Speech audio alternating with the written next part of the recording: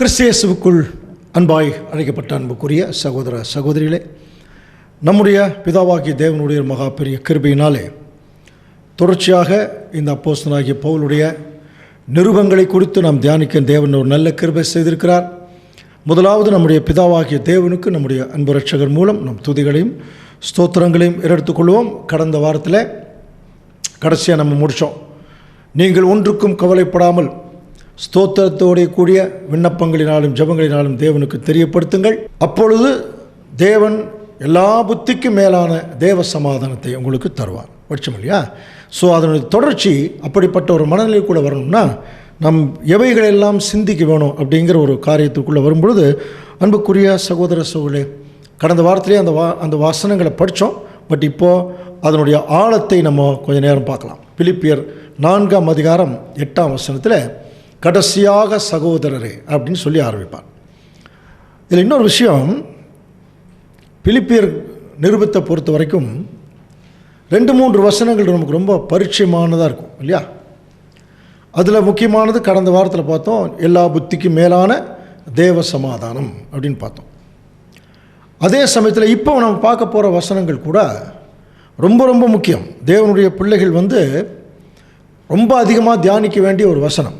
சகோதரரே, உண்மையுள்ளவைகள் எவைகளோ, ஒழுக்கம் உள்ளவைகள் எவைகளோ, நீதி உள்ளவைகள் எவைகளோ, கற்புள்ளவைகள் எவைகளோ, அன்புள்ளவைகள் எவைகளோ, நற்கீர்த்தி உள்ளவைகள் எவைகளோ, புண்ணியம் எதுவோ, புகழ் எதுவோ, இவைகளையே நீங்கள் சிந்தித்து கொண்டிருங்கள். அதே திருவிலியத்தில் இன்னும் கொஞ்சம் கிளியரமாக இருக்கும். அதாவது உண்மையானவைகள், கவனிக்கிறீங்களா, கண்ணியமானவைகள், நேர்மையானவைகள், தூய்மையானவைகள், விரும்பத்தக்கவைகள், பாராட்டுக்குரியவைகள், நற்பண்புடையவைகள், போற்றுதற்குரியவைகள் எவையோ அவற்றையே மனதிலே இருத்துங்கள் அப்படின்னா. ஸோ அப்போ இதிலிருந்து நம்ம கொஞ்சம் கவனித்தோம்னா, உண்மை உள்ளவைகள் எவைகளோ அப்படின்னு சொல்லி கவனிக்கும்போது, எது உண்மை உள்ளவைகள் அது வேணும் இல்லையா? பைபிளை பொறுத்த வரைக்கும் உண்மை அப்படிங்கிற போது ஆண்டவர் இயேசு கிறிஸ்து பேசின ஒரு வசனம் நமக்கு ஞாபகத்துக்கு வரும். தை வேர்ட் இஸ் ட்ரூத் அப்படின்றோம், உமது வசனமே சத்தியம். அப்போ அதுதான் உண்மை உள்ளவைகள் அப்படின்னு சொல்லாமா அப்படின்னு கவனிக்கும்போது, முதல்ல இந்த அண்ட சராசரத்திலேயே முதல் உண்மை அப்படின்னா அது பிதாவாகிய தேவன் மட்டும்தான். அப்புறம் அவருடைய குமாரன். அப்போ எங்கிருந்து ஆரம்பிக்கணும்? உண்மை உள்ளவைகள் எவைகளோ அப்படிங்கிறது எதிலெல்லாம் உண்மை இருக்குது அப்படிங்கும் போது முதல்ல நம்முடைய பிதாவாகிய தேவனிடத்தில் தாங்க அந்த உண்மை இருந்துதான். அங்கே இருந்து ஆரம்பிக்கணும். அப்படின்னா தேவனையே சிந்திக்கணும். அவருடைய குமாரன் பிதாவாகிய தேவனுடைய உண்மையில் அவர் இந்த பூமியில் வரார். அதுக்கடுத்தது உண்மையாக இருக்கிறது அவருடைய வசனம். ஸோ இப்போ முதல்ல யார் உண்மை உள்ளவர்கள் அப்படிங்கிற ஒரு கொஸ்டினுக்குள்ளே வரும் பொழுது, பிதாவாகிய தேவன் தாங்க இன்னைக்கு வரைக்கும் தான் படைத்த மக்களுக்கு ஒரு தெய்வீக திட்டத்தை வச்சு, புரியுதுங்களா, அதில் அவர்களுக்கு ஆசீர்வாதம் கொடுக்கணுங்கிற ஒரு எண்ணத்தில் அவர் மிகவும் உண்மை உள்ளவராக இருக்கார். சில பேர் சொல்லுவாங்க, தேவனால் கூட சிலதெல்லாம் முடியாது அப்படின்னு எல்லாம் சொல்லுவாங்க. நார்மலாக பேசுகிறது ஒன்று நீங்கள் கேள்விப்பட்டிருக்கலாம். தேவனால் பொய் சொல்ல முடியாது அப்படின்லாம் சொல்லுவாங்க. அதெல்லாம் நார்மலாக ஒரு ஜனரஞ்சகமாக சொல்லக்கூடிய வார்த்தைகள். ஆனால் இந்த பாடத்தை எல்லாம் அதாவது தியானம் செய்த நம்முடைய மூத்த சகோதரர் அவருடைய ஒரு தியானத்தில் தேவனை பற்றின ஒரு கருத்து சொல்கிறார் பாருங்கள். தேவனால் என்ன பண்ண முடியாது அப்படிங்கிறதுக்கு இங்கிலீஷில் பாருங்கள், it is impossible for God to forget his promises. So கடவுளுக்கு அவருடைய வாக்கு தத்தங்களை மறக்கவே முடியாதான், அது அவரால் முடியவே முடியாதுங்கிறார். அப்படின்னு என்ன அர்த்தம்? அவருடைய வாக்கு தத்தங்களை எப்பொழுதுமே அவருடைய மனசில் நினச்சிட்டு இருக்கார், அது அப்படியே நிறைவேற்றியே தீர்வார். சரியா? அவருடைய வாக்கு தத்தங்களை அவரால் மறக்கவே முடியாது. அடுத்தது, it is impossible for God to get back his words. அவருடைய தேவனுடைய வார்த்தைகளை என்றைக்குமே அவர் வாபஸ் வாங்கினதே இல்லை. நான் சொன்னவை தான். எந்த இடத்துலையுமே தேவன் தன்னுடைய வார்த்தைகளை என்ன செய்யறதில்ல, வித்துட்டா வாங்கிறதில்ல. அதில் அவர் எப்படி இருக்காருன்னா உண்மை. அப்படின்னா அதில் எவ்வளோ பெரிய நன்மை தெரியுங்களா? ஒரு தடவை ஆசீர்வதிச்சிட்டாருனாலே அதுக்கப்புறம் அந்த ஆசீர்வாதத்தினுடைய சாரம்சங்கள் வேணால் மாறலாம், சில நேரத்தில் தண்டனைகள் கூட வரலாம். ஆனால் ஆசீர்வாதம் ஃபைனலாக உங்களுக்கு கட்டாயமாக இருக்கும். அதில் அவர் என்றைக்குமே மாறுறதில்லை. அது மட்டும் இல்லை அன்புக்குரிய சகோதர சகோதரி. அடுத்தது பார்த்தீங்கன்னா, it is impossible for God to desert his child. அவருடைய பிள்ளைகளை அவர் என்னைக்குமே கைவிட்டது இல்லையா. ஸோ எவ்வளவு உண்மையுள்ள கடவுள் பாருங்கள். தன்னுடைய பிள்ளைகளை எவ்வளவு அவர்கள் பாவம் செய்தாலும், எவ்வளவு தன்னை விட்டு தூரம் போனாலும், அதுக்கு இஸ்ரேல் ஜனங்களே மிகச்சிறந்த உதாரணம். அவங்கள இன்னைக்கு வரைக்கும் கைவிடாமல் தான் நாங்கள் பார்த்துட்ருக்காரு. ஒரு சில தண்டனை கொடுக்குறார், அது தமிழுடைய தகப்பன் தன்னுடைய பிள்ளைகளுக்கு கொடுக்குற தண்டனை அது இல்லையா. ஆனால் தேவன் இன்னைக்கு வரைக்கும் ஆபிரகாமுக்கு கொடுத்த வாக்குத்தத்தத்தை இன்னைக்கு வரைக்கும் நிறைவேற்றுறார் பாருங்கள். அதனால தான் ஒரு அழகான ஒரு வார்த்தை சொல்கிறது உண்டு. ஆபிரகாமுக்கு கொடுத்த வாக்குத்தத்தம் 1000 தலைமுறைக்கு வரைக்கும் காப்பாற்றுவார்னு பைபிளில் படிக்கிறோம். அப்போ இன்றைக்கி பார்த்தீங்கன்னா ஆபிரகாம்லேருந்து இன்றைக்கி வரைக்கும் பார்த்தீங்கன்னா 40 தலைமுறை தான் ஆயிருக்கு. இன்னும் 960 தலைமுறை இருக்குதான். அப்போ தேவன் எவ்வளவு உண்மை உள்ளவராக இருக்காருன்னு பாருங்கள். அதனால தான் அவரை தெய்வமாக கொண்டிருக்கிற தேவனுடைய பிள்ளைகள் இந்த பூமியில் பயங்கரமான கஷ்டம் பிரச்சனைகளுக்குள்ளே போகும்போது தேவன் ஒரு உண்மைத்தன்மை உள்ளவராக இருந்து அவர் என்ன சொல்கிறாருன்னா, நாமெல்லாம் எதை தேடி ஓடுறோம்? முதலாவது தேவனுடைய ராஜ்யத்தையும் நீதியும் தேடுங்கள்ங்கிற போது இவ்வளோ தூரம் வசனம் தெரிஞ்சும் சில நேரத்தில் நம்ம பணத்தை தேடி ஓடிடுறோம், பொருளை தேடி. ஆனால் பைபிள் சொல்லுது எபிரேயர் 13:5, நீங்கள் பண ஆசை இல்லாதவர்களாய் நடந்து உங்களுக்கு இருக்கிறவைகளை போதுமென்று எண்ணுங்கள். நான் உன்னை விட்டு விலகுவதும் இல்லை, உன்னை கைவிடுவதும் இல்லை. தேவன் கொடுத்த வாக்கு தத்தம் பாருங்க. நீங்கள் பண ஆசை அதுக்கு பின்னாடி போயிடாதீங்க. நான் உன்னை விட்டு விலகுவதும் இல்லை, உன்னை கைவிடுவதும் இல்லைங்கிற தேவன் எப்படிப்பட்ட உண்மை இருக்கிறவரும். சங்கீதத்தில் 51 சங்கீதம் 6 வசனம், இதோ உள்ளத்தில் உண்மையாயிருக்க விரும்புகிறீர். அப்போ தேவன் அவர் எப்படி உண்மை உள்ளவராக இருக்கிறாரோ அதே போல் நாமும் உண்மை உள்ளவர்களாக இருக்கணும்னு அவர் விரும்புகிறார். அதுக்கு மெய்ஞானத்தை அவர் கொடுக்குறாருன்னு பின்னாடி வர்ற வசனங்களை நம்ம படிக்கலாம். 89 சங்கீதம் 8 வசனத்தில், சேனைகளின் தேவனாகிய கர்த்தாவே, உம்மை போல் வல்லமையுள்ள கர்த்தர் யார்? உம்முடைய உண்மை உம்மை சூழ்ந்திருக்கிறது. தேவன் கொடுத்த 31,000 வசனத்திலையும் அவருடைய உண்மை இருக்கா. அதுதான் உமது வசனமே சத்தியம். அதில் எவ்வளவு உண்மைத்தன்மை இருக்குங்கிறத நம்ம கவனிக்கும் போது அது தேவனுடைய அன்பு, அவர் தெய்வீக திட்டத்திலே அந்த உண்மை வெளிப்படுறதை நம்ம கவனிக்கலாம். அதிலேயே 19 சங்கீதம் 9 வசனம், கர்த்தருக்கு பயப்படுகிற பயம் சுத்தமும் என்றைக்கும் நிலை நிற்கிறதுமாயிருக்கிறது. கர்த்தருடைய நியாயங்கள் உண்மையும் அவைகள் அனைத்தும் நீதியுமாய் இருக்கிறது. பாருங்க, கர்த்தருக்கு பயப்படுகிற பயம், கர்த்தருடைய நியாயங்கள் இதெல்லாமே எப்படி தான் இருக்கு அப்படின்னா உண்மையும் அவைகள் அனைத்தும் நீதியுமாக இருக்கிறது. அப்போ தேவன் என்றைக்குமே தன்னுடைய வாக்கு தத்தங்கள், தன்னுடைய திட்டம், அதை செயல்படுத்துறது, தன்னுடைய அன்பை காட்டுறது, எதுலேயுமே அவர் என்ன செய்கிறார்? தன்னுடைய உண்மையான தன்மையை அவர் காட்டார். உண்மை உள்ளவைகளோ முதல்ல நம்ம யாரை நினைக்கணும்? அவரையே சிந்தித்து கொண்டு இருக்கணுமா? பிதாவாகிய தேவனையே சிந்தித்து கொண்டிருக்கணும். அதற்கு பிறகு அந்த உண்மைக்கு எடுத்துக்காட்டான ஆண்டவர் இயேசு கிறிஸ்து இந்த பூமியில் வந்தபோது பிதாவாகிய தேவனுக்கு அவர் எவ்வளவு உண்மை உள்ளவராக இருந்தார். அது மட்டும் இல்லை, தன்னுடைய ஜனங்களுக்கு அவர் உண்மை உள்ளவராக இருந்தார். ரெண்டையும் கனெக்ட் பண்ணுறார். கிறிஸ்து நமக்காக தம்மை தேவனுக்கு சுகந்த வாசனையான காணிக்கையாக ஒப்பு கொடுத்தாருன்னு படிக்கிறோம். அப்போ தேவனுக்கு உண்மையாக இருக்கார், அவருடைய பிள்ளைகளுக்கும் உண்மையாக இருக்கார் கிறிஸ்து. அதே மாதிரி அவருடைய வசனங்கள் கூட, அதில் உண்மை எவ்வளோ உண்மை இருக்குது பாருங்கள். வசனம் சொன்னால் அது நடக்கும், வசனத்துக்கு கீழ்ப்படிஞ்சால் அது ஆசீர்வதிக்கும், வசனத்துக்கு எதிர்த்து போனால் அது சில தண்டனைகள் கூட கொடுக்கும்.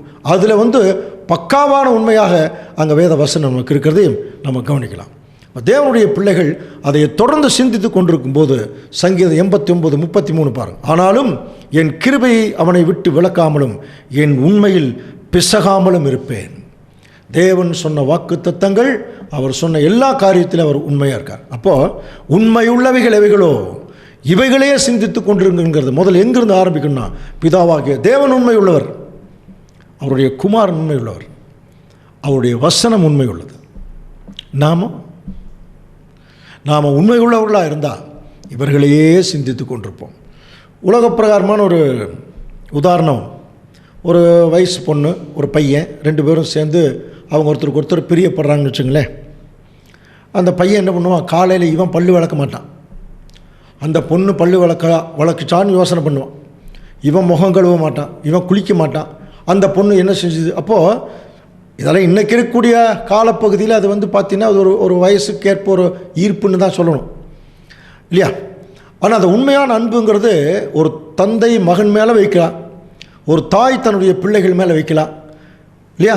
ஒரு கணவன் தன்னுடைய மனைவி மேலே வைக்கிறது, இந்த அன்புகள்லாம் இருக்கு இல்லையா, இந்த அன்புடைய எக்ஸ்ட்ரீம் பார்த்தீங்கன்னா தேவன் தன்னுடைய பிள்ளைகள் மேலே வைத்த அன்பு. ஒரு சகோதரர் சப்ஜெக்டில் ஏதோ ஒரு சப்ஜெக்டில் பேசின ஞாபகம், தேவன் எப்பொழுதும் நினைவாகவே இருக்கிறார் அப்படின்னு ஒரு வார்த்தை சொன்னாங்க. காரணம் அவர் நம்மளை நேசிக்கிறார். அப்போ நம்மளும் பிதாவாகிய தேவனை நேசிக்கிறோம் அப்படின்னா தேவனுடைய நினைவாகவே தான் இருக்கணும். அதுக்காக தேவன் சாப்பிட்டாரா அவர் தூங்கினாரான்னு பார்க்க வேண்டிய அவசியம் இல்லை. அவர் நமக்காக வைத்திருக்கிற கற்பனைகள் பிரமாணங்கள் அவருடைய அன்பை குறித்து சிந்திச்சாலே போதும். அப்படி சிந்திக்கிறது தான் இவைகளையே சிந்தித்து கொண்டிருங்கள்ங்கிற வார்த்தைக்கு நாம் அர்த்தமுடையவர்களாக இருப்போம். அடுத்தது நம்ம பார்க்கும்போது ஒழுக்கமுள்ளவைகள் எவைகளோ அப்படின்னு சொல்லப்பட்டது. இங்கிலீஷில் அதுக்கு ஹானஸ்ட்ன்னு இருக்கும். பாருங்கள், திருவிழத்தில் அருமையான வார்த்தை போட்டிருக்காங்க, கண்ணியமானவைகள். அந்த கண்ணியங்கிற வார்த்தையிலேயே ஒரு கண்ணியம் இருக்கிறத கவனிக்கலாம். ரொம்ப கண்ணியமாக இருப்பாருங்க. அவர் பேசக்கூடிய பேச்சுக்களே ரொம்ப கண்ணியமாக இருக்கும். ரொம்ப மேம்போக், அதாவது மேலான ஒரு கேரக்டர், நோபல் கேரக்டர். அந்த மாதிரி பி ஹானஸ்ட் ஃபார் காட் சொல்லப்பட்டிருக்கு. அப்போ தேவனுடைய திட்டத்துக்குள்ளே வந்திருக்கிறவுடைய பிள்ளைகள் எப்பொழுதுமே தேவனுடைய பிள்ளைகள் ரொம்ப கண்ணியமாக இந்த பூமியில். அப்போ எவைகளெல்லாம் கண்ணியத்துக்குரியவைகளோ அவைகளே சிந்திக்கணுமா? கொஞ்சம் புரியல இல்லையா? இதை ஒரு அமெரிக்காவில் ஒரு சபையில் ஒரு பிரதர் ஒரு நாவல் படிச்சுட்டு இருந்தாராம். அப்போ போய் ஒருத்தர் கேட்குறாரு, என்ன பிரதர் இங்கே நாவல் படிச்சுட்டு இருக்கிறீங்க, நம்மளாம் நாவல் படிக்கலாமா அப்படிங்கிற போது அவர் சொல்கிறாரு, அதில் என்ன தப்பு இருக்குது, நாவல் படிக்கிறது அவ்வளோ பெரிய குற்றமா அப்படின்னு சொல்லி ஒரு கேள்வி அங்கே சொல்லும் பொழுது, அதே கேள்வியை ஒரு புது சிருஷ்டிகிட்ட கேட்டால் என்ன சொல்லும்? ஒரு புது சிருஷ்டிகிட்ட போய் நாவல் படிக்கிறது தப்பா சரியான்னு கேட்டால் புது சிருஷ்டி என்ன சொல்லும்? தப்புன்னு சொல்லும் இல்லையா? ஸோ சீர்தூக்கி பார்க்குற ஒரு விஷயம். அப்போ தேவன் நம்ம எப்படி நம்ம இருக்கணும் இந்த பூமியில் நினைக்கிறாரோ அப்படி வாழுகிறதா கண்ணியமான வாழ்க்கை. அந்த கண்ணியத்துக்குரியவைகள் என்னவோ அதை நீ நினைக்க. இது வேறு மாதிரி சொல்லணும்னா ரோமர் 12ஆம் அதிகாரம் 17ஆம் வசனம் வாசிக்கலாம். ஒருவனுக்கும் தீமைக்கு தீமை செய்யாதிருங்கள், எல்லா மனுஷருக்கு முன்பாகவும் யோக்கியமானவைகளை செய்ய நாடுங்கள். இதைத்தான் சொல்கிறார். அப்போ யோக்கியமானவைகள் அயோக்கியமானவைகள் இருக்குல்ல, அப்போ அயோக்கியமானவைகள் என்னன்னு நமக்கு தெரியும், அதில் யோக்கியமானவைகள் என்னங்கிறது நமக்கு தெரியும். அந்த யோக்கியமானவைகளை செய்ய நாடுங்கள். சங்கீதக்காரன் எழுதுகிறார் 25ஆம் சங்கீதம் 21ஆம் வசனத்தில், உத்தமமும் நேர்மையும் என்னை காக்க கடவுது, நான் உமக்காக காத்திருக்கிறேன். அப்போது ஒரு நேர்மை, ஹானஸ்ட். அப்போ தேவனுடைய பிள்ளைகள் எந்த ஒரு காரியத்திலையும் பேச்சிலையும் செயல்பாடுலையும் ஒரு நேர்மை இருக்கணும், ஒரு உண்மைத்தன்மை இருக்கணும். இன்னும் சொல்லப்போனால் கண்ணுக்கு கண் பேசணும்னு சொல்கிறோம் இல்லையா? அப்போ யதார்த்தமான பேச்சுக்கள், அதுதான் நேர்மை. அப்போ அப்படி அதை ப்ராக்டிஸ் பண்ணணும். எப்படி யதார்த்தமான பேச்சுக்கள் நம்ம பேசலாம், எப்படி யதார்த்தமாக நடந்துக்கலாம், எப்படி நேர்மையாக இருக்கலாம். அது நிமித்தம் நிறைய பிரச்சனைகள் கூட வர்றதுண்டு. சின்ன உதாரணம் சொல்கிறேன். நம்ம ஒரு மீட்டிங் போகிறோம், ஒரு 100 கிலோமீட்டர் தூரம், ஒரு 50 கிலோமீட்டர் தூரத்தில் ஒரு மீட்டிங் போயிட்டுருக்கோம். நம்ம இப்போ தான் ஸ்டார்ட் பண்ணுறோம். கொஞ்சம் தூரம் போனோன்னா அங்கேருந்து ஃபோன் பண்ணுறாங்க, கொஞ்சம் பதட்டத்தோடு, இப்போ சீக்கிரம் வருவாங்களா வரமாட்டாங்களான்னு. இப்போ நான் 25 கிலோமீட்டர் தான் தாண்டி இருப்பேன். இப்போ நான் என்ன பொய் சொல்லுவேன் அவங்ககிட்ட, இதோ பக்கத்தில் வந்தாச்சுன்னு சொல்லுவேன். சின்ன விஷயந்தான். நான் என்ன நினச்சிக்கிறேன், அப்படி சொன்னால் அவங்க கொஞ்சம் ஆறுதலாக இருப்பாங்க. ஆனாலும் நான் அந்த டைமுக்கு போய் சேர முடியாது இல்லையா? அப்போ அதுக்கு என்ன பண்ணலாம்? இல்லைங்க கொஞ்சம் லேட் ஆகும், சரியான நேரத்துக்கு வர முடியாது, நீங்கள் மீட்டிங்கை ஸ்டார்ட் பண்ணுங்கள். அப்போ ஏதாவது ஒரு நேர்மையான பேச்சு அதில் இருக்கணும் இல்லையா? இதையெல்லாம் எப்படி பேசுறது, எப்படி செயல்படுத்துறது, இவைகளையே நீங்கள் சிந்தித்து கொடுங்கள். இந்த மாதிரி நேர்மையாக இருந்துட்டோம்னு வச்சுங்களேன், எப்பொழுதுமே தேவனுடைய பிள்ளைகளுக்கு ஒரு சமாதானம் இருக்கும். அதில் பொய்யும் கலப்படமும் கலந்துருந்துச்சுன்னா அதுக்கு நம்ம என்னைக்காவது நம்ம சில நேரங்களில் தலை குனிஞ்சு ஆக வேண்டிய ஒரு சூழ்நிலைக்கு வந்துடும். ஏசாயா 57ஆம் அதிகாரம் 2ஆம் வசனம், நேர்மையாய் நடந்தவர்கள் சமாதானத்துக்குள் பிரவேசித்து தங்கள் படுக்கைகளில் இளைப்பாறுகின்றனர். பாருங்க, நேர்மையாய் நடந்தவர்கள் சமாதானத்திற்குள் பிரவேசிப்பார்கள். அப்போ நேர்மையாக நடக்காதவர்கள் சங்கடத்திற்குள் பிரவேசிப்பார்கள். இதுதான் இப்போ நம்ம இருக்கக்கூடிய காலப்பகுதியில் நம்ம இருக்கக்கூடிய நிலைமையே இளைப்பாறுதல் தானே. அப்போ தேவனுடைய பிள்ளைகள் எதெல்லாம் நேர்மையானவைகள், அதைத்தான் ஒழுக்கம் உள்ளவைகள் சொல்லப்பட்டிருக்கு. மூன்றாவது பார்த்தீங்கன்னா நீதி உள்ளவைகள் எவைகளோ. ஸோ இதுக்கு நம்ம விளக்கம் ரொம்ப ஈஸியாக சொல்லலாம். நீதி, ஜஸ்டிஸ். ஜஸ்டிஸ் என்றாலே எது சரி எது தவறு என்று எண்ணி பார்க்கும் மனப்பாங்கு இல்லையா? எது சரிங்கிறது நமக்கு தெரியும், எது தப்புங்கிறது தெரியும். அப்போ எதை வச்சு எது சரி எது தவறுன்னு நம்ம சொல்கிறோம் என்று சொல்லி கவனிக்கும்போது, ஒரு சட்டத்தை வச்சு நமக்கு எது சட்டம் தேவன் நமக்கு கொடுத்திருக்கிற கற்பனைகள். கவனிக்கிறீங்களா? அப்போ அந்த கற்பனையவே சிந்தித்து கொண்டிருங்கள் என்று அர்த்தம். தேவன் நமக்கு நிறைய கற்பனைகள் கொடுத்திருக்கார் அன்புக்குரிய சகோதர சகோதரிகளே. அவைகளையே நீங்கள் சிந்தித்து கொண்டிருங்கள். 2 சாமுவேலின் புஸ்தகம் 22ஆம் அதிகாரம் 23ஆம் வசனம் வாசிக்கலாம். அவருடைய நியாயங்களை எல்லாம் எனக்கு முன்பாக நிறுத்தினேன், நான் அவருடைய பிரமாணங்களை விட்டு விலகாமல். பாருங்க, அங்கே சங்கீதக்காரன் எழுதும்போது நான் அவருடைய பிரமாணங்களை பாருங்க விட்டு விலகாமல் அவர் முன்பாக மன உண்மையாயிருந்து என் துர்க்குணத்திற்கு என்னை விலக்கி காத்து கொண்டேன். கவனிக்கிறீங்களா? இதெல்லாம் தேவனுடைய பின்னடியார்கள் பேசின வார்த்தைகள். நான் அவருக்கு முன்பாக நான் எப்படி இருக்கேன், அவருடைய பிரமாணத்தை முன்னாடி வச்சதுனால இப்போ என் துர்க்குணத்திற்கு என் விலக்கி நான் காத்து கொண்டேன். அப்போது தேவனுடைய பிரமாணங்கள் நமக்குள்ளே வரும்போது ஆட்டோமேட்டிக்காக நம்முடைய துர்க்குணங்கள் நம்மளை விட்டு வெளியே போயிடும் இல்லையா?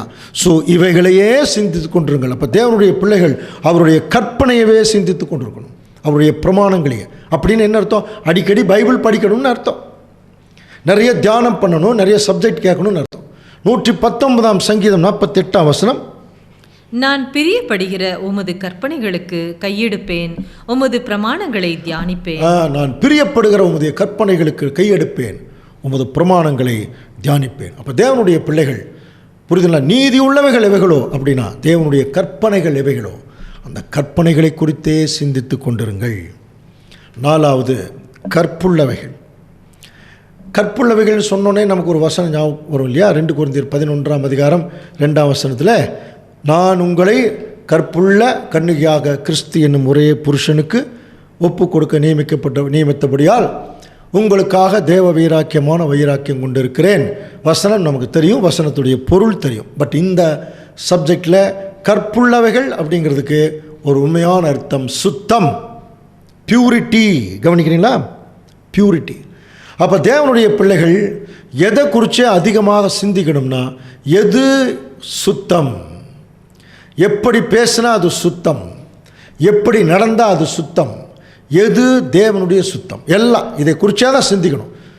19ஆம் சங்கீதம் 9ஆம் வசனம், கர்த்தருக்கு பயப்படுகிற பயம் சுத்தமும். முதல்ல தேவனுக்கு பயப்படுகிற பயத்தில் என்ன இருக்குமா? சுத்தம். அதனால தான் நிறைய பேர் அசுத்தமாக இருக்கிறாங்க. என்ன? தெய்வ பயமே இல்லை. அடுத்தது, என்றைக்கும் நிலைத்திருக்கிறதுமா இருக்கிறது கர்த்தருடைய நியாயங்கள் உண்மையும் அவைகள் அனைத்தும் நீதி. அப்போ தேவனுடைய பிள்ளைகளுக்கு இந்த சுத்தம் என்கிறது எங்கிருந்து ஆரம்பிக்கணும் உங்களுக்கு நல்லாவே தெரியும். நமக்கெல்லாம் தெரியும் எங்கிருந்து ஆரம்பிக்கணும். இருதயம், நம்முடைய இருதயம். இதையத்தான் ஆண்டவர் இயேசு கிறிஸ்து மலை பிரசங்கத்தில் சொன்னார். மத்தேயு 5ஆம் அதிகாரம் 8ஆம் வசனம், இருதயத்தில் சுத்தம் உள்ளவர்கள் பாக்கியவான்கள், அவர்கள் தேவனை தரிசிப்பார். பாருங்க, இருதயத்தில் சுத்தம் உள்ளவர்கள் பாக்கியவான்கள், அவர்கள் தேவனையே தரிசிப்பார்கள். நிறைய மலைப்பிரசங்கம் சப்ஜெக்டே நம்ம கேட்டிருக்கோம், ஏற்கனவே கேட்டிருக்கோம் இல்லையா? இருதயத்தில் சுத்தம். அப்போ முதல்ல எங்கே சுத்தம் வரணும்? இங்கே தாங்க நிறைய அசுத்தம் இருக்குது. சிந்தனைகளில், மூளையில், உலக பிரகாரமாக போகிற எக்கச்சக்கமான அசுத்தம். அப்போ தேவனுடைய வார்த்தைகள் போக போக அந்த இருதயத்திலிருந்து அசுத்தம் வெளியே போகும்போது சுத்தம் உள்ள வரும் இல்லையா? அதனால தான் 24ஆம் சங்கீதத்தில் யார் தேவனுடைய பர்வதத்திலே விற்றிருப்பான் அப்படின்னு ஆரம்பிக்கும் ஒரு வசனம். படிச்சிருக்கீங்க இல்லையா? அதாவது யார் பரலோகத்துக்கு போவாங்கன்னு அர்த்தம். யார் போவாங்க பாருங்க, அதில் 4 வசனம், கைகளில் சுத்தம் உள்ளவனும் இருதயத்தில் மாசில்லாதவனுமாய் இருந்து தன் ஆத்துமாவை மாயைக்கு ஒப்புக்கொடாமலும் கபடாய் ஆணையிடாமலும் இருக்கிறவன். பாருங்க, கைகளில் சுத்தம் உள்ளவன், இருதயத்தில் மாசில்லாதவன், இவங்க தாங்க பரலோகத்துக்கு போக முடியும். அப்போ யாரெல்லாம் இந்த இருதயத்தில் மாசு இல்லாமல் கைகளில் சுத்தமாக இருக்கிறாங்களோ கிரியைகளை, அவர்கள் அதை குறிச்சே சிந்திச்சுட்டு இருப்பாங்க. சுத்தமாகிறதுக்கு என்ன வழி இல்லையா? மற்றவர்களை சுத்தமாக்குறதுக்கு என்ன வழி? இதையே சிந்தித்து கொண்டிருப்பார்கள். இப்படி சிந்திக்கிறவர்கள் எப்படி இருப்பாங்க என்று சொல்லி கவனிக்கும்போது, அவன் கர்த்தரால் ஆசீர்வாதத்தையும் தன் ரட்சிப்பின் தேவனால் நீதியும் பெறுவான். கவனிக்கிறீங்களா? அப்போ தேவனுடைய பிள்ளைகள் இந்த சுத்தம் அப்படிங்கிற விஷயத்துக்குள்ளே வரும்பொழுது, கற்புள்ளவைகள் எவைகளோ அப்படிங்கிற போது அங்கே சுத்தம், இருதயத்தில் சுத்தம். கொஞ்சம் கொஞ்சமாக இருதயம் சுத்தமாகிறதுக்கு என்னென்னவெல்லாம் நம்ம செய்யணும். அநேக மீட்டிங் போகணும், சகோதரரோடு அதிகமாக நம்ம கலந்துருக்கணும், சத்தியங்களை குறிச்சே பேசணும், இவைகளையே சிந்திக்கணும். இப்படி சிந்திச்சா மட்டும்தான் தேவனுடைய ராஜ்யத்திற்குள்ளே போகக்கூடிய சூழ்நிலைக்குள்ளே போவோம். அடுத்தது பார்த்தீங்கன்னா அன்புள்ளவைகள் எவைகளோ. ரொம்ப ஒரு கடினமான ஒரு விஷயம் நினைக்கலாம். ஒரு சிலர் அன்புள்ளவைகள் தான், அது தெரியாதா அப்படின்னு நினைக்கலாம். அன்புக்குரிய சகோதர சகோதரிகளே, அன்புள்ளவைகள்னா என்ன? இன்னும் சொல்ல போனால் ஒருத்தருக்கு அன்பு இருக்குங்கிறது எதை வச்சு சொல்லலாம்? நீங்கள் தாராளமாக சொல்லலாம். அன்பு ஒருத்தருக்கு இருக்குது. என்ன சொல்லலாம்? ஏதாவது ஒருத்தருக்கு ஒருத்தர் உதவி செய்கிறதா? ஓகே, உதவி செய்கிறது, அப்புறம் அன்பு காட்டுறது, எல்லாம் அப்படி தான் ஒரே திருப்பி திருப்பி அதே தான் வந்துட்டுருக்கும். அப்போ ஒருத்தருக்கு ஒருத்தர் உதவி செய்கிறதா அன்பு அப்படின்னா, ரெண்டு திருடருக்கு ஒரு தான் திருடிட்டு வந்து ஒருத்தருக்கு ஒருத்தர் உதவி செஞ்சுக்கிறாங்க. அப்போ அதெல்லாம் அன்பாக இருக்குமா? சிந்திக்கலாம். அப்போ அன்புக்கென்று என்ன இருக்குது? ஒரு அளவுகோல் இருக்குது பைபிளில். அதுதான் அன்பு. உதவி செய்கிறது மட்டும்தான் அன்புங்கிறது அல்ல. அப்படின்னா அன்புள்ளவைகள் எவைகளோ அப்படின்னு ஒன்று உடனே நமக்கு என்ன ஞாபகத்துக்கு வரணும் தெரியுமா? அப்போ ஒருத்தர் அன்பாக இருக்கிறாங்கன்னா அப்படி அதை என்னென்னவோ அதை சிந்திக்கணும் இல்லையா? ஒருத்தர் அன்பாக இருக்கிறார்கள் என்றால் அவர்களிடம் இருக்கக்கூடிய குணம் எப்படி எக்ஸ்பிரஸ் பண்ணுவாங்க தெரியுங்களா? நமக்கு நல்லா தெரியும். வாசிக்கலாமா? 1 கொரிந்தியர் 13:4 நமக்கு நல்ல மனப்பாடமாக தெரிஞ்ச வசனங்கள். அன்பு நீடிய சாந்தமும் தயவும் உள்ளது, அன்புக்கு பொறாமை இல்லை, அன்பு தன்னை புகழாது, இருமாப்பா இராது, அயோக்கியமானதை செய்யாது, தற்பொழிவை நாடாது, சினமடையாது, தீங்கி நினையாது, அநியாயத்திலே சந்தோஷப்படாமல் சத்தியத்திலே சந்தோஷப்படும், சகலத்தையும் தாங்கும், நம்பும், சகிக்கும், விசுவாசிக்கும். இதுதான் அன்பு. அன்புள்ளவைகள் எவைகளோ படிச்சோமா? இதைய பவுல் அவரும் இதைத்தான் எழுதினார். 1 கொரிந்தியர் 13 அவர் தான் எழுதியிருக்கார். அன்புள்ளவைகள் எவைகளோ. அப்படின்னா அன்புள்ளதுங்கிறத என்ன பிரதர்? அன்புன்னா நீடிய சாந்தம் இருக்கும், தயவு இருக்கும், தன்னை அது புகழாது, இருமாப்பா இருக்காது. அப்படி இருக்க மாட்டாங்க அன்புள்ளவர்கள். சகலத்தையும் சகிப்பாங்க, நம்புவாங்க, சகோதர சகோதரிகளை விசுவாசிப்பாங்க, சகிப்பார்கள். கவனிக்கிறீங்களா? தாங்குவாங்க. இதெல்லாம் தான் அன்பு. ஆனால் இன்றைக்கி சபைகள் என்ன நடக்குது பாருங்கள். இப்போ நிறையா இப்படி இந்த தாங்கிறது, சகிக்கிறது இதெல்லாம் இல்லைங்க சபையில், எங்கேயுமே இல்லை. அதனால தான் தனித்தனி பிரிவாக பிரிஞ்சு போயிடுறாங்க. ஆனால் பாருங்கள், பிரிஞ்சு போகிறவங்க யெகோவா தேவனை பற்றி தான் பேசுகிறாங்க, சத்தியத்தை குறித்து தான் பேசுகிறாங்க, சப்ஜெக்டும் பேசுகிறாங்க, எல்லாம் பிரிஞ்சு போய் பேசுகிறாங்க. அப்போ சத்தியத்திலிருந்து அவங்க போல, ஆனால் எதை விட்டாங்க? அன்பிலிருந்து வெளியே வந்துட்டாங்க பாருங்க. கவனிக்கிறீங்களா? அன்பிலிருந்து வெளியே வந்துட்டாங்க. சத்தியமெல்லாம் எல்லா பக்கம் சத்தியம் தான் பேசுகிறாங்க. ஆனால் பைபிள் சொல்லுது, இப்பொழுது விசுவாசம், நம்பிக்கை, அன்பு, இதில் அன்பே பெரியதுன்னு. கவனிக்கிறீங்களா? ஏன்னா விசுவாசம், நம்பிக்கை என்பது தேவன் நமக்கு கொடுக்குற சொத்து. அன்பு என்பது நாம் தேவனுக்கும் அவருடைய பிள்ளைகளுக்கு கொடுக்கக்கூடிய ஒரு மகா பெரிய சொத்து. அது நம்மகிட்டேருந்து வெளியே வரணும். ஆனால் அதில் நிறைய பேர் தவறிடுறாங்க. சத்தியத்தை விட்டு யாரும் போகிறதில்ல, ஆனால் அன்பை விட்டு போயிடுறாங்க. கவனிக்கிறீங்களா? அதனால தான் பவுல் இதை எழுதினார், அன்பே பெரியது. அப்போ எவைகளெல்லாம் அன்புக்குரிய கேரக்டரோ அதை எப்படி செயல்படுத்தலாம் என்பதையே சிந்தித்து கொண்டிருங்கள். அதையத்தான் பவுல் அங்கே எழுதுகிறார். அடுத்தது பார்த்தீங்கன்னா நற்கீர்த்தி உள்ளவைகள் எவைகளோ. கொஞ்சம் ஒரு கடினமான வார்த்தை மாதிரி இருக்கும் இல்லையா? நற்கீர்த்தி இங்கிலீஷில் குட் ரிப்போர்ட்னு அர்த்தம். அப்போ தேவனிடத்தில் குட் ரிப்போர்ட் நல்லா புரிஞ்சுக்கலாம். அப்போ யாருக்கிட்ட நல்ல ரிப்போர்ட் நம்ம வாங்க முடியும்? உலகத்துக்கிட்ட வாங்க முடியும்னு நினைக்கிறீங்களா? முடியாது. கொஞ்ச நாள் திட்டுவாங்க, அப்புறம் புகழுவாங்க, அப்புறம் திட்டுவாங்க, அப்புறம் மறுபடியும் புகழுவாங்க. சரி, சபையில் வந்தால் சபையில் எப்படி தான்? அவங்களுக்கு பிரியமாக நடந்துக்கிட்டால் நம்ம புகழுவாங்க, பிரியமில்லாமல் நடந்துக்கிட்டால் திட்டுவாங்க, அப்போவே ஏசுவார்கள், புறங்கூறுவார்கள், எல்லாமே நடக்கும். ஸோ இவங்களுடைய ரிப்போர்ட்டெல்லாம் தேவன் எதிர்பார்க்கறதில்லை. தேவன்கிட்ட இருந்து நல்ல ரிப்போர்ட் நமக்கு வரணும். நற்கீர்த்தி உள்ளவைகள் எவைகளோ. அதனால தான் கொரிந்தியருக்கு பவுல் எழுதும்போது பாருங்கள், 2 கொரிந்தியர் 10:18 தன்னைத்தான் புகழுகிறவன் உத்தமன் அல்ல, கர்த்தரால் புகழப்படுகிறவனே உத்தமன். கர்த்தரால் புகழப்படு. அப்போ தேவன் நம்மளை புகழணுமா? அப்போ தேவன் நம்மளை புகழணும்னா உலகம் நம்மை எல்லாரும் இகழணும், அதுதான் அதனுடைய அர்த்தம். அப்போது நற்கீர்த்தி உள்ளவைகள் எவைகளோன்னு எப்படி புரிஞ்சுக்கணும்னா, எப்படியெல்லாம் தேவன்கிட்ட நல்ல பேர் வாங்கணுமோ எப்படியெல்லாம் வாங்கக்கூடிய சூழ்நிலைகளை குறித்தே சிந்திங்க. இதை செஞ்சால் தேவன் பிரியப்படுவார், இதை செஞ்சால் தேவன் பாராட்டுவார். புரியுதுங்களா? அப்படி பாராட்டும் போது அவருடைய பிள்ளைகளை பார்த்து அவர் அடிக்கடி சொல்கிற வார்த்தையை கவனிச்சிருக்கீங்களா? நம்மளை பார்த்து தேவன் அடிக்கடி சொல்கிற வார்த்தை என்ன தெரியுமா? என்னுடைய அடிமையே, என்னுடைய வேலைக்காரன் சொல்லலை. எப்படி தெரியுமா சொல்லி கூப்பிட்றார்? என் மகனே. கவனிச்சு பாருங்கள். ஒரு அப்பா தன்னுடைய முழு அன்பையும் அந்த பாசத்தில் தன்னுடைய மகன்கிட்ட மகன் அப்படின்னு சொன்னார்னா அந்த மகனுக்கு எவ்வளோ பெரிய ஒரு தகப்பன் மேலே ஒரு அன்பு இருக்கு இல்லையா? அந்த மாதிரி தேவன் பல முறை அவருடைய பிள்ளைகள் இடத்துல என் மகனே அப்படிங்கிறார். ஸோ அது அந்த மகனேங்கிற வார்த்தையை வாங்கிட்டு இப்போ அவருக்கு பிரியமான பிள்ளைகளாக இருக்கணும்னா அவர்கிட்ட நல்ல பேர் வாங்குறதுக்கு என்ன பண்ணுறது? ரொம்ப சிம்பிளுங்க. அவர்கிட்ட நல்ல பேர் வாங்கினா அவர் மாதிரி இருக்கணும், அவ்வளோதான். அல்லது அவருடைய குமாரன் மாதிரி இருக்கணும். எப்படி இந்த பூமியில் இருந்தாரோ அதே மாதிரி எல்லாவற்றிலேயும் சாந்தம், சகிச்சு போகிறது, அன்பு காட்டுறது, எதிரியும் நேசிக்கிறது, இப்படிப்பட்ட குணம் யாருக்கு இருக்குதோ அவர்கள் தாங்க தேவனுக்கு அவர்கிட்ட குட் ரிப்போர்ட் வாங்க முடியும். அவங்க கட்டாயமாக உலகத்துக்கிட்ட குட் ரிப்போர்ட் வாங்க முடியாது. இன்றைக்கி நம்ம கணவன் மனைவிக்கிட்ட வாங்க முடியல, மனைவி கணவன்கிட்ட வாங்க முடியல, பெற்றோர்கிட்ட பிள்ளைகள் வாங்க முடியல, பிள்ளைகள் பெற்றகிட்ட வாங்க முடியல, பெற்றோர் இடத்துல முடியாது. சில நேரத்தில் அவங்களுக்கு பிரியமாக நம்ம நடக்க முடியாது. தேவனுக்கு பிரியமாக நடக்கணும்னு பிரியப்படும் போது எல்லாரும் நம்மளை வெறுத்துருவாங்க. அதான் பைபிள் சொல்லுது, சகல ஜனங்களாலும் பகைக்கப்படுவீர்கள், சபையாராலே பகைக்கப்படுவீர்கள். ஆனால் தேவன் என்றைக்குமே நம்மளை பகைச்சிக்க மாட்டார். ஏன்னா அவர் எப்படி கூப்பிட்டார்? நம்மளை என் மகனேன்னு கூப்பிட்டார். அதனால் இந்த பூமியில் நமக்கு சில நன்மைகள் வரலாம், சில கெடுதல்கள் கூட வரலாம். அதனால தான் 2 கொரிந்தியர் 6ஆம் அதிகாரத்தில் உண்மையான ஊழியக்காரனுக்கு என்னென்ன பிரச்சனைகள்லாம் வரும்னு சொல்லும் பொழுது அதில் ஒரு வசனம் மட்டும் வாசிக்கலாம் பாருங்கள். 2 கொரிந்தியர் 6ஆம் அதிகாரம் 8ஆம் வசனம். கனத்திலும் கனவீனத்திலும் துர்க்கீர்த்தியிலும் நற்கீர்த்தியிலும் எத்தர் எனப்பட்டாலும் அப்போ துர்க்கீர்த்தி நற்கீர்த்தி இருக்கு இல்லையா? அதில் நற்கீர்த்தியிலும்ங்கிற வார்த்தை இருக்கு இல்லையா? அந்த நற்கீர்த்திங்கிறது நல்ல ரிப்போர்ட்டுன்னு அர்த்தம்.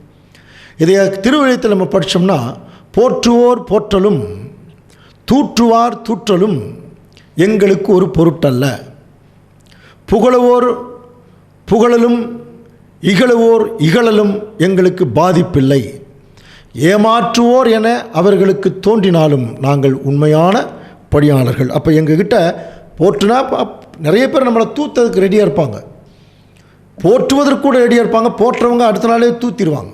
ஆனால் நம்ம தேவன்கிட்ட தான் அந்த நல்ல ரிப்போர்ட் வாங்க, நற்கீர்த்தி உள்ளவர்கள். அப்போ எதெல்லாம் நற்கீர்த்தி உள்ளவைகள், எதெல்லாம் தேவனுக்கு பிரியம், எதெல்லாம் தேவன்கிட்ட நல்ல ரிப்போர்ட் கொண்டு போய் கொடுக்கும், எந்த செயல்பாடு, எந்த வார்த்தைகள், எந்த ஆட்டிடியூட், அதையெல்லாம் செய்யறதுக்கு சிந்தித்து கொண்டிருங்கள். ஏன்னா இந்த பூமி நம்மளை அவ்வளோ சீக்கிரம் ஏற்றுக்காது, ரெகக்னிஷன் பண்ணாது, நம்மளை தள்ளிவிடும். சபையே தள்ளிவிடும் போது உலகம் தள்ளாவா அப்படி. ஆனால் பைபிள் என்ன சொல்லுது?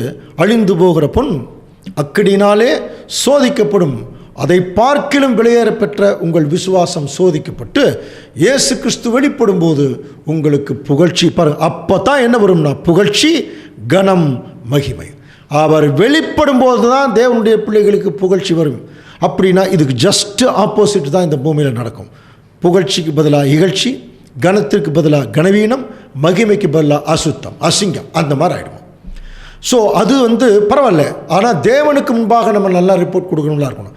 மற்றவங்களை நம்ம என்ன நினச்சாலும் அதை பற்றி கவலைப்பட வேண்டாம். நிறைய பேர் அப்படித்தாங்க. யாரோ 10 பேர் சேர்ந்து 10 பேரை பற்றி தவறாக சொல்லிட்டா உடனே சில பேர் அப்படியே சோர்ந்து போய் உட்காந்துருவாங்க. ஐயோ என்னை குறித்து தவறாக பேசிட்டாங்களே. சோர்ந்து போக வேண்டியதில்லை, நம்ம ரிப்போர்ட் வாங்க வேண்டியது தேவன்கிட்ட. தேவன் நம்மளை நல்லவர்னு சொன்னால் போதும், இவங்கெல்லாம் சொல்லணுங்கிற அவசியம் இல்லை. ஏன்னா சொல்கிறவங்க யாரும் நல்லவங்க இல்லை, நல்லா புரிஞ்சுக்கலாம். ஒரு மனுஷன் புறங்கூறான்னா அவன் சத்தியத்திலே இல்லைன்னு அர்த்தம். அன்பு சகலத்தையும் தாங்கும் நம்பும் படிக்கிறோம் இல்லையா? அப்போ அப்படி இருக்கக்கூடிய சகோதர சகோதரிகள் என்ன பண்ணுவாங்கன்னா தங்களை தேவனுக்கு பிரியமான பலிகளாக செலுத்தி அவர்கிட்ட குட் ரிப்போர்ட் வாங்குறதுக்கு தான் ட்ரை பண்ணுவான். கவனிக்கலாமா? இவைகளையே சிந்தித்து கொண்டிருங்கள். அடுத்தது புண்ணியம் எதுவோ. ஒரே வசனம் நமக்கு ஞாபகத்துக்கு வரும்.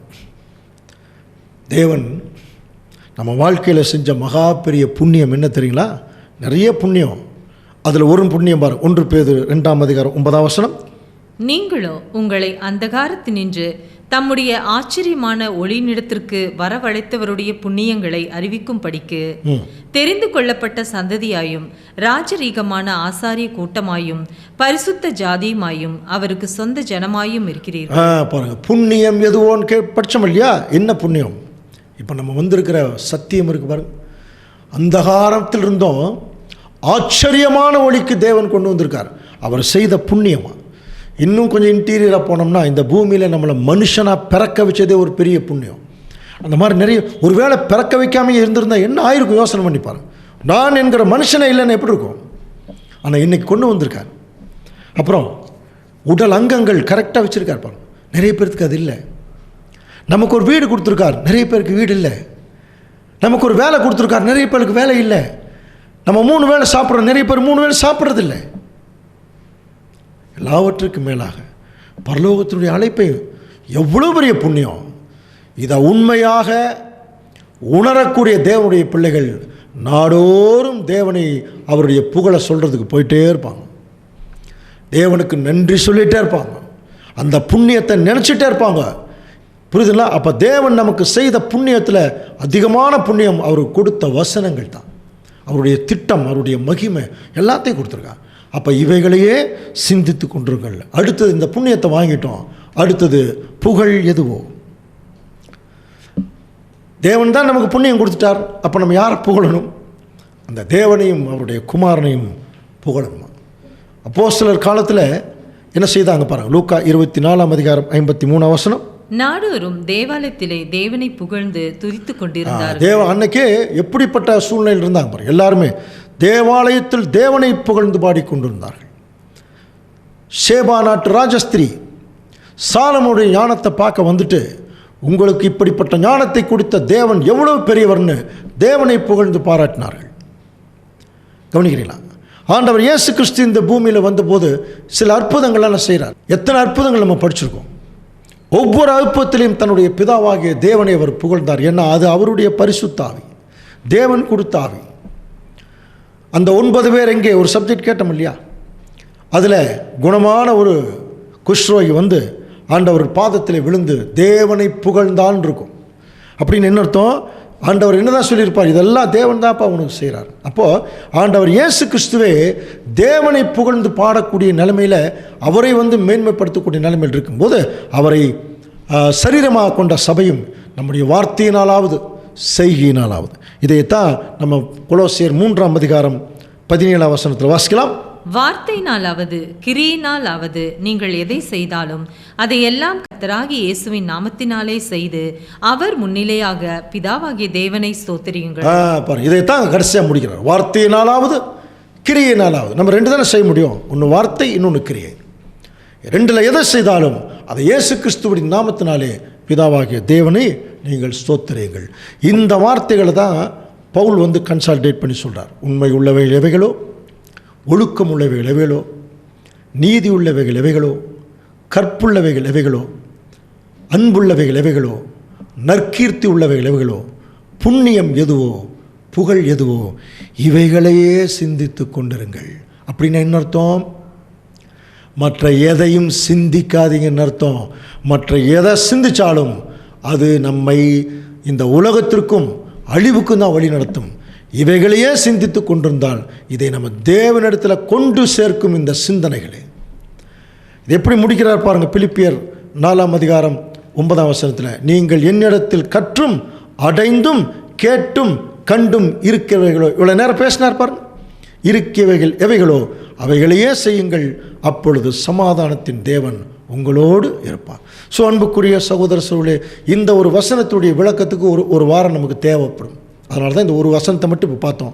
இனி அடுத்தது அப்போஸ்தலனாகிய பவுல் இந்த குணலட்சணங்களுடைய எக்ஸ்ட்ரீமான ஒரு மகா பெரிய ஒரு கருத்தை அடுத்த வாரம் அடுத்த ஒரு வசனத்தில் அவர் சொல்ல போகிறார். அது என்ன என்பதை குறித்து தொடர்ந்து சிந்திக்கலாம். தேவன் தாமே இந்த வசனங்களை நமக்கு ஆசீர்வாதமாக்கி தருவாராக. ஆமென்.